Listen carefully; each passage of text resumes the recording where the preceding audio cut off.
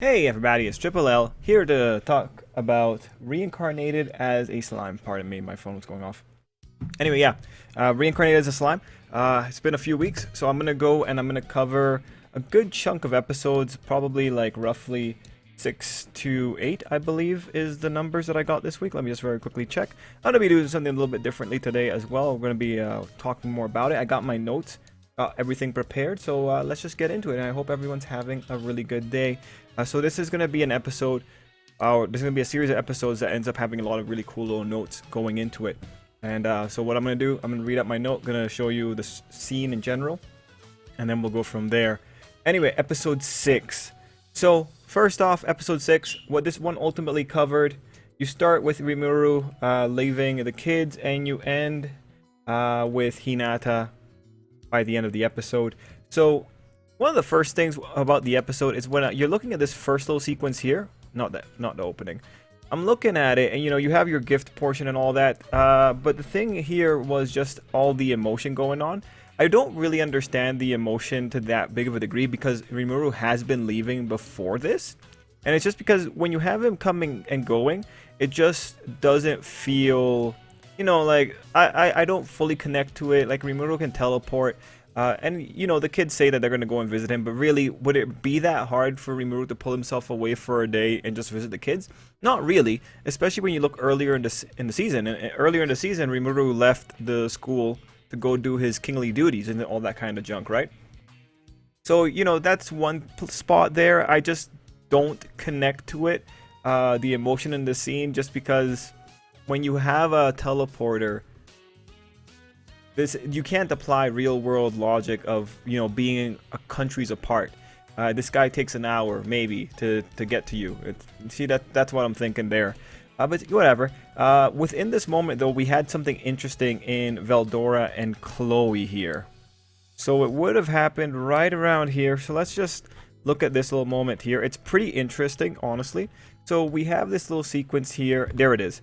So that's interesting, right? And as we find out later, Rimuru was saying, well, I just felt like it was right to give it to her. Let's see if I can spot that here somewhere. So here we go. We have, for some reason, it just felt right to give it to Chloe. Now that's a really interesting little thing. It seemed to be for the best. Legitimately very interesting that little thing happened there. When I look at that, it's just odd. But then again, Chloe has a lot of odd things going on with her.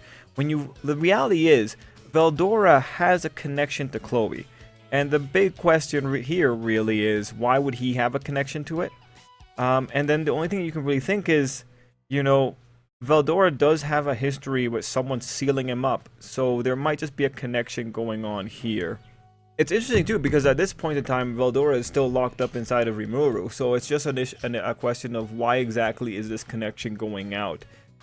And why exactly did it feel that the mask needed to be handed over? There might be some really weird shenanigans going on here, because at the end of the day, this effect it's influencing Rimuru's judgment. Legitimately very interesting. This kind of stuff, you can tell it's going to be a plot point because of the way that it's structured. But it's just that for some reason, Rimuru's there's a bigger force going on in the background here, and Rimuru is just kind of playing into it, and unfortunately he's not delving into the idea about what it's causing. So this is definitely he's gonna be caught out by this particular plot development when it gets when it becomes released, if it's gonna happen. Next up was the beginning of Rimuru versus Hinata. Let me see if I got it here. Actually, yeah, the Soe moment. So I just want to very quickly mention something about the Soe moment. I think the Soe moment was a little bit more important in the original material.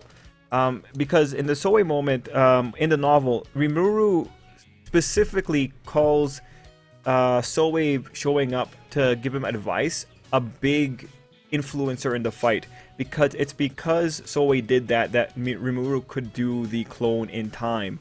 So that's really important. This was a relatively big moment. I have to go back and look at the novel just to make sure. But I do think the anime changed things a little bit so that you don't get to really appreciate what was going on here.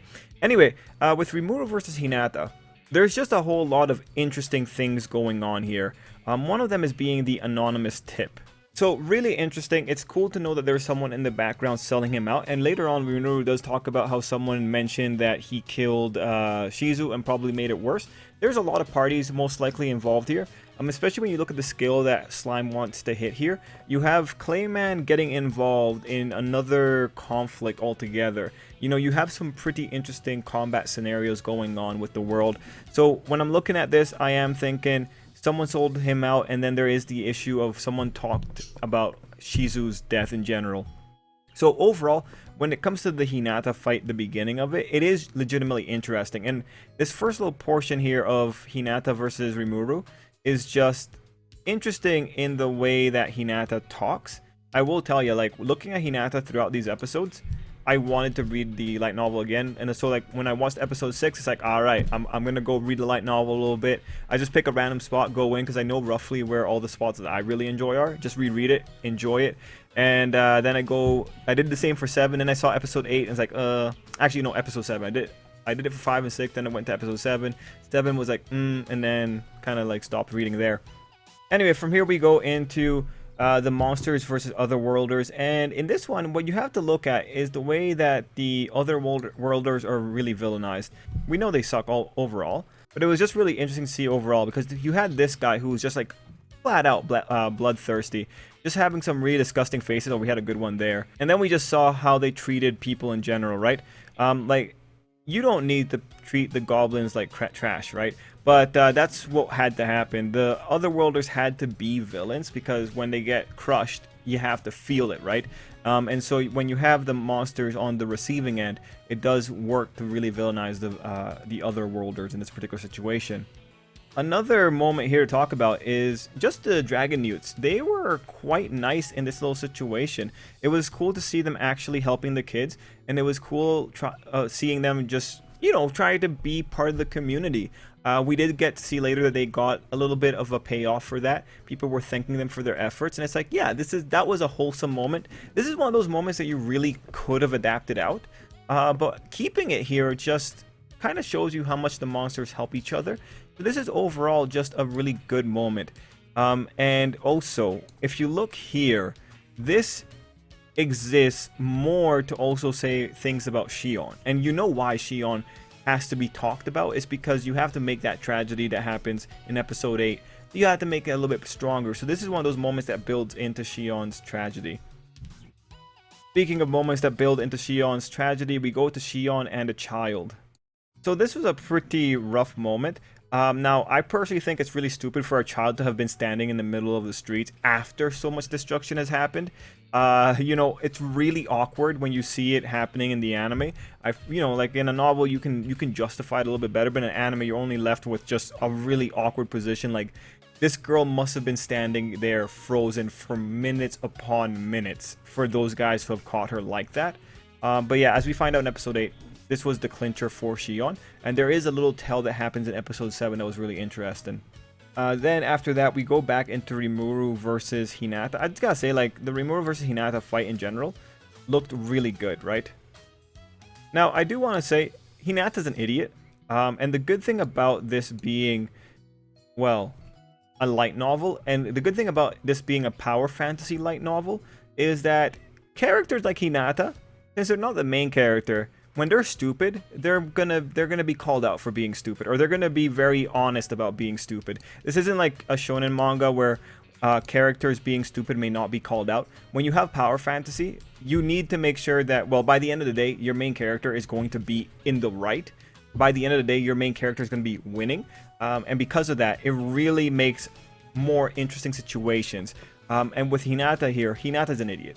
Hinata knows she's an idiot, and I can't wait for the moments when she realizes she's an idiot.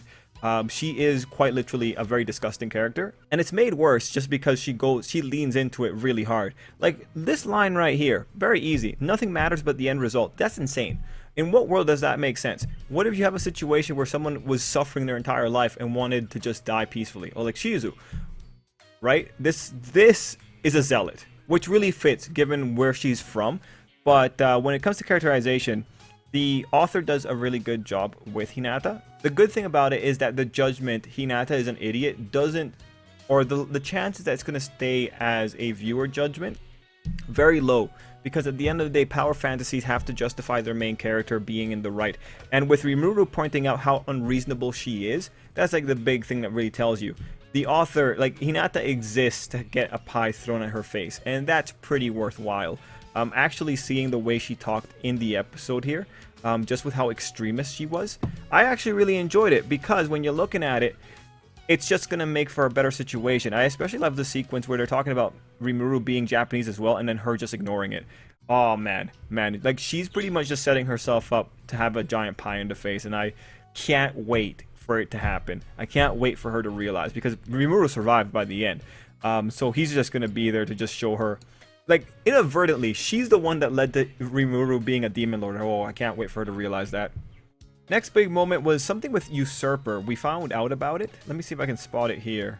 So Usurper pretty much lets her, like, does exactly what it says, right? It lets her take something over. This time, Rimuru was able to counter it, and it was actually a pretty cool way of showing off what exactly she could do. I'm actually really excited to see Usurper in action in the future if it does happen. And finally, my last big moment for episode 6 was this whole moment about my consciousness faded as if I was sinking into darkness. And right before that, you had, let's see if I can spot it here. Oh yeah, no, that's it. The moment I gave that order, my consciousness faded as if I was sinking into darkness. So the reason this is important is not because of, you know, Rimuru's skill here. The reason this is important is because this is more referring to the fact that this is a clone, right? What's interesting here is that this dialogue doesn't really matter, because in a way this is a clone's existence. Remember, Rimuru, as we find out in the next episode, he had made a copy right after Ifrit went out, or roughly around that time period. So this phrase that you have here is coming from a clone's perspective. And mind you, like everything after that moment, you're looking at a clone's thoughts. The reason this is really important to point out is because this technique of having Rimuru's inner thoughts come out, first you have to say, well, it's a clone, it's a limited clone, a doppelganger. Why should I care about it? If you knew it was a doppelganger, that line, you would not care about it as much, because a doppelganger has a very limited existence. But when you're looking at it in the perspective of writing a story, if you have this little bit of a narration here, it actually biases the viewer or the reader into believing this is the real Rimuru. It's a nice little trick to make you associate this with the correct person. And so that's why I ultimately call it a trick, because it's there to reinforce an assumption. Because as we find out later, right, Rimuru was never in danger, but this is one of those things that makes it kind of drives up the tension if it's done well enough. So, you know, I want to just say, as a trick, it's pretty cool, but it loses points when you look back and you're like, I was listening to a clone's monologue. A good example here would be like if you're listening to the monologue of like a Naruto shadow clone. It's like, oh, I was listening to a shadow clone's monologue. It's kind of weird because like, you're biased to think that a clone isn't all that important. And so it's just, again, it's a neat little trick that occurred here that really... We don't usually get this kind of narration from Rimuru either. So that might have been the big tell that they wanted to specifically make this seem bigger than it was.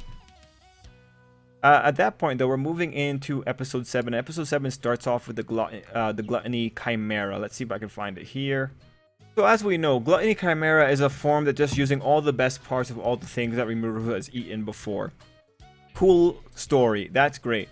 It was a neat little design. I do think the manga had like better shots of it, but you know, still great to see it here.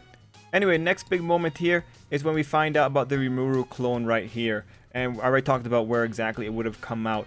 I think Rimuru making a clone was good. I do think though, again, that the light novel justifies Rimuru had prepared that clone because of the extra time that Soei pretty much gave him. I'll have to go back to look at that. The anime does change the timeline of things. It makes things a little bit more awkward than they should be, I think. But that's just something. One of my other top moments that I had here was Rimuru and Ranga complaining. I just thought it was really cute. I just thought the way that Rimuru went about complaining was just adorable. Right, look right there. Right, yeah, there it is. It's just totally adorable. Totally adorable. And then Ranga was just... he was just like, yeah, I bet you were the best. Moving on. My next note here is the dragons were cool. What am I talking about? Oh, there we go. That's the moment I'm talking about. It's just this moment. They got caught up in something, but they were able to survive. That's just nice. good for them. Good for them. That's really cool. That's legitimately really cool. These guys, you know, they're worth their stuff.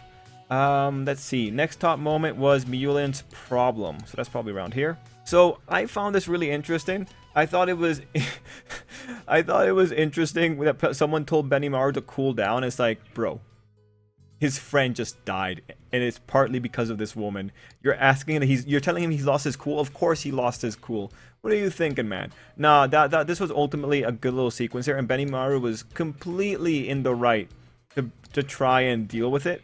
You know, for this episode, we were quite literally a few steps away from tragedy on multiple occasions with Mulin, but you know, cooler heads did prevail. It's just at the end of the day, if Benimaru had gone all the way and actually like really damaged Mulin, I wouldn't have cared. I don't think he would have killed her outright, but I think he would have apprehended her, most likely. Even if he went all the way into killing her, you know, well, we know that would have caused problems, but at that point, the situation would have been more of a tragedy as opposed to people being stupid. This is built for tragedy if Benimaru gives in to his anger. So we were in a pretty interesting spot here where we could have gone into the tragedy angle and, you know, been able to call slime a tragedy if cooler heads did not prevail here. In this case, the cooler head is specifically thanks to Rimuru and really great sage beyond that.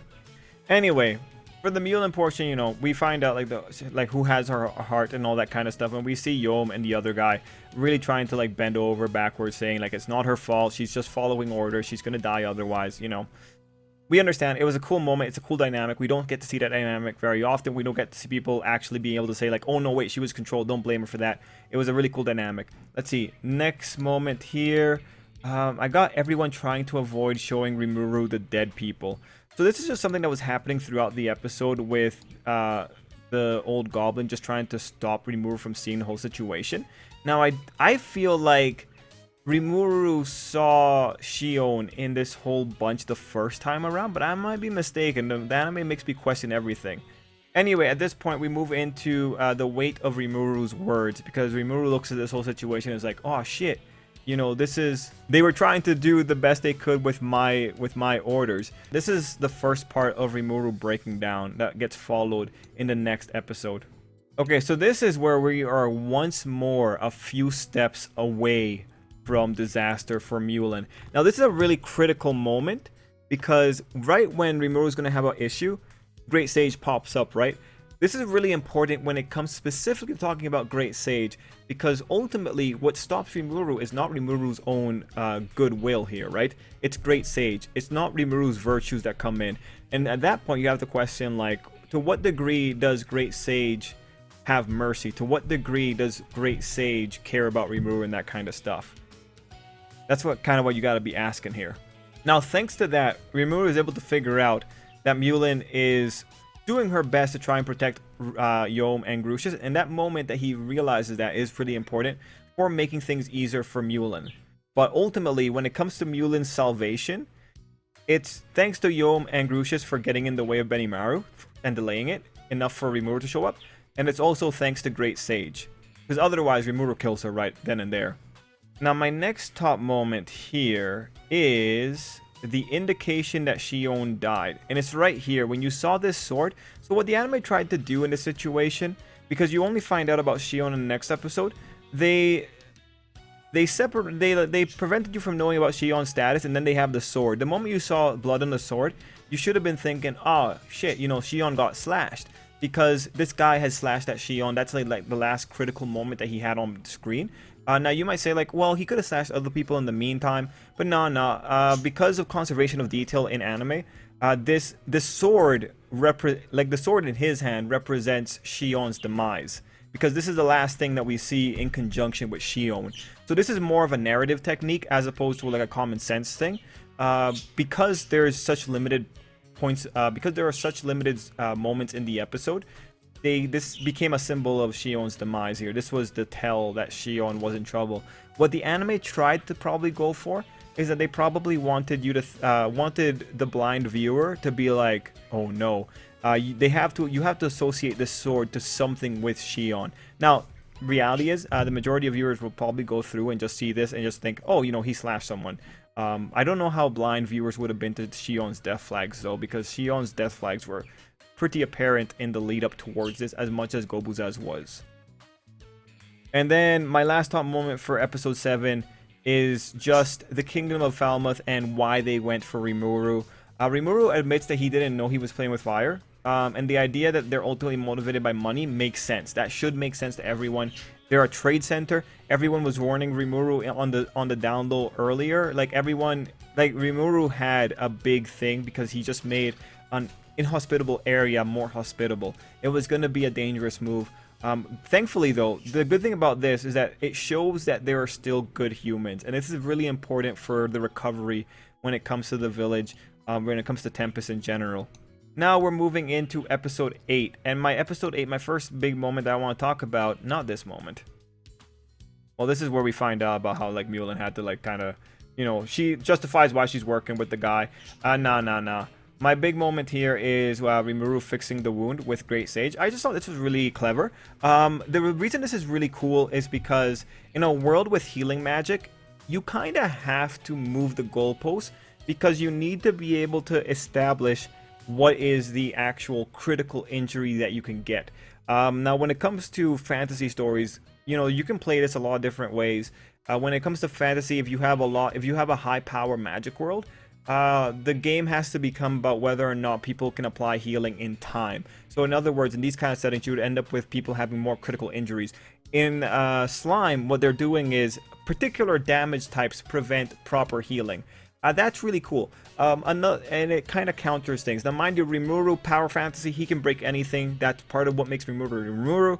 I was going to say, though, other ways to limit healing magic is to make healing into a science. And what I mean by that is, like, for instance, a lot of stories will say that you can't heal cancer because cancer is not a wound, right? Cancer is a bunch of malignant cells. If you reinvigorate malignant cells, what happens to the malignant cells, right? If you heal a malignant cell, what happens? That's how fantasy stories get around still having very human weaknesses, like weakness to bacteria, a weakness to virus, a weakness to illness. Healing magic in those stories tends to be better for flesh wounds and repairing flesh itself, as opposed to dealing with people's diseases. There might be a whole different class of magic for that in your stories. So what's really cool here for Slime is that the route that they take with their healing magic is quite simply different damage types invalidate healing. Now, the next big moment here is when, of course, Shion gets talked about and then they all start walking towards her. Now, yeah, the whole Shion moment, I think it would have been better just to do it all in one go. I'll have to see the sequence, because there might be an actual argument here if the light novel did the sequence differently. It's just, it's slow. Knowing that was going to happen, I would have liked to have seen it earlier. But, you know, once it starts going, it starts going. It's still a really nicely done moment. And here we get the confirmation that she was protecting a child. Yeah, no, you know, just make Shion die as a hero. So what's important here is that when it came to her and Gobuza, I think I have a Gobuza shot somewhere around here because I saw Gobuta crying. There it is. He died with the note that he was protecting Shuna, right? So what's important here is that when you have the build up towards season 2, you have Shion having a lot more comedic moments, and you have Rimuru doting on her a little bit more. And then you had Gobuza's moments, right? Gobuza got shown to be the saint among goblins pretty much in that one episode when they were going to the bar. And then you had him going down a hero. You also had him being at the mercy of one of the other worlders at the beginning of the thing. And you had Gobuta like showing off his, again, his absolute innocence. So in this case, what you have here is a situation where when you were going to have people dying, the author went to make them seem more lovable, because lovable people, it sucks when they die. So that was a pretty, there you go. That's the culmination of why this character got so much attention. It was because he was going to die. Now, personally, I do not like the technique. I think in a world where people are reading more and more, I think when you're going to be killing off a character, you need to be doing it earlier. Because the situation here, where this is like what? This is occurring roughly at volume. Yeah, it's occurring at episode 8. This might have started one volume early. One volume early is not the worst, but it's just because when a character starts getting weird attention, you always gotta look at that character kind of funny. Shion's a little bit harder, because for Shion, you have to look at the way that the story was treating her before this point, and the way the story treats her. You have to be very careful when you look at where exactly the difference in treatment starts. But if I was to go through the light novels, if I go through the anime, I can definitely tell you, well, this is where they start indicating that this guy's gonna die. Whereas Shion, again, it'd be a big thing. Ultimately, my thoughts are, you can tell when something is relatively thought up at the last minute, because if you're looking at light novels, it'll be thought up in the light novel that the death happens in. If you're lucky, depending on how much the person plans, they might get it like 2 or 3 light novels before, or light novel volumes before.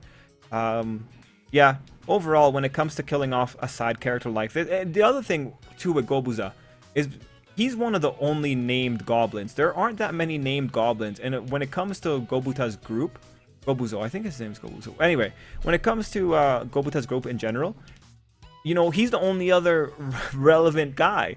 This is the thing that makes it even more suspicious. It's because he's the only one with character. In anime, you know, it's going to be harder to spot it in light novels, because light novels have more time. But when you have an anime production and they have to streamline the content, people that are going to die are going to become much more obvious. Alright, so this is my favorite moment in the episode. This is the Rimuru's questions.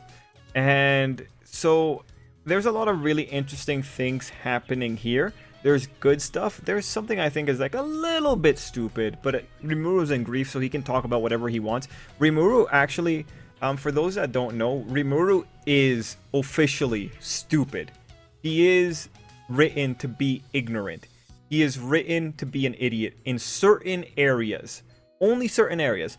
In the narration for the light novel, you will tell it. Rimuru is ignorant, and a lot of times his ignorance is there specifically to withhold information from the reader. Now, the reason I say that is because just one of his lines later is just a little bit too ignorant, and it's just there's a fundamental disconnect with Rimuru and the way that he judges certain aspects of his new life, and so that line is one of those moments, but it doesn't get the same kind of energy when Rimuru has other moments later. The one that usually also points out and makes it known to the reader that Rimuru is ignorant is Great Sage. I'm not sure if we're gonna get that kind of dynamic in the season, but it's something to keep an eye on. And this is also a very good Great Sage moment because of what Great Sage was doing. Anyway, Rimuru starts asking questions about why this happened, right? Was it a mistake to get involved with humans? You know, all this kind of good stuff. Ultimately, you can understand, right? Rimuru is having a tough time here. I especially like the whole thing about, was I wrong? So, the interesting thing here is that Rimuru already has benefited from another human. So he's questioning, I think this is just the timing. I think it's kind of tacky to question if it's wrong to get along with humans, but ultimately a human, the merchant, is helping out. Now, here's the thing. Rimuru was warned against the situation by King Gazelle, right? And this is back with the king's moments here. So just to remind you, right? This is back during the times when he was telling Rimuru what Rimuru needs to do, right? Or how he needs to improve as a ruler. Now let me give you the real clincher of the lines here. Because what Gazelle had told him is pretty much what Rimuru did. So this is one of the critical ones. You cannot rule with such indulgent thoughts as I hope and I wish. The reason that's important, let me just give you the other line. Wonderful things do not come about naturally, is what King Gazelle said. Let me just also look at this one, because this one is also relevant. Especially not citizens of a foreign nation, they only look down on you. So this is actually really important, because what Rimuru did is that he went in with wishful thoughts, wishful desires. He wants to have a peaceful world. It's going to be great. Rimuru puts himself in a defensive position with that line of thought. He wasn't proactive. And that's the theme of what King Gazelle is telling him here. He needed to exude power.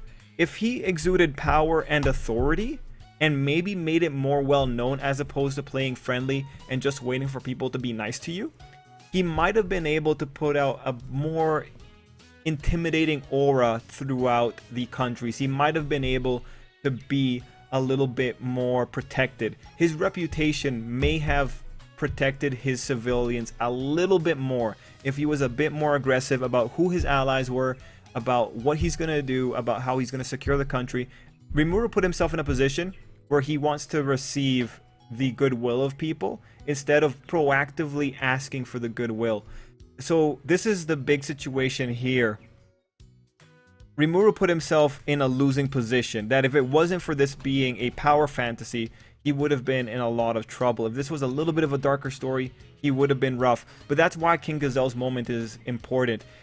King Gazelle, like, this is exactly what happened. Like, the people of another nation looked down on Rimuru. Now, mind you, not the perfect thing, because King Gazelle was also talking about overarching things, but this talk about what ultimately is Rimuru being too nice is important. Like, as you can find out, the resurrection stuff is not going to come out because Rimuru wants it to come out. It's going to come out because right now Rimuru is going to make the biggest statement, or he's planning to make the biggest statement.